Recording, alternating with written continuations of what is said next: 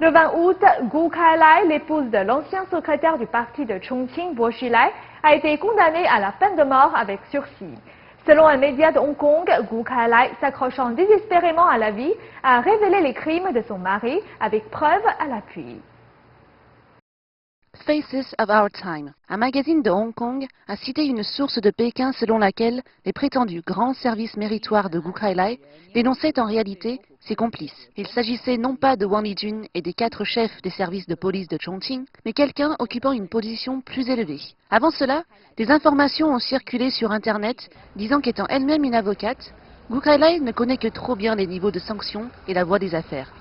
Afin de sauver sa propre vie, elle a pris l'initiative de mener des tractations avec l'autorité de Pékin. Elle a non seulement admis les crimes qu'elle a commis, mais aussi révélé tous les crimes de Bo Xilai afin d'éviter la peine de mort. Bo Xilai est connu pour être un homme impitoyable, qui n'hésiterait pas à faire tomber ses associés, raison pour laquelle Wang Lijun a tenté sa chance en demandant l'asile politique au consulat des États-Unis afin de sauver sa vie.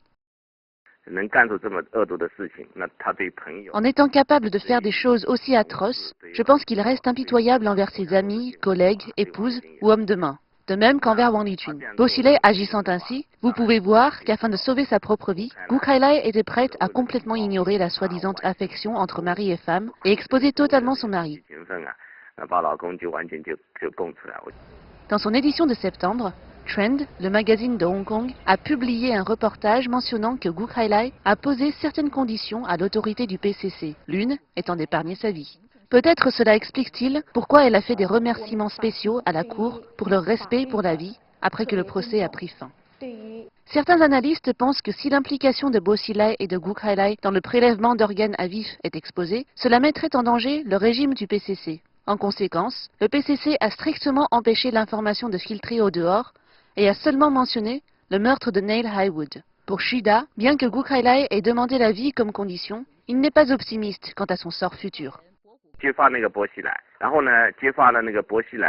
La dénonciation de Bo Xilai et son implication dans la vente d'organes humains et le prélèvement d'organes sur des pratiquants de Falun Gong de leur vivant, nous savons tous que ces informations sont complètement bloquées maintenant. Le PCC voudra-t-il l'occulter pour toujours, ce qui voudrait dire qu'il tuerait de nombreuses vies pour garder le secret. Gu Kailai a dénoncé son mari cette fois-ci. Dénoncera-t-elle le PCC la prochaine fois? Je pense que le PCC n'a aucune garantie, donc selon moi, elle n'aura pas une bonne fin.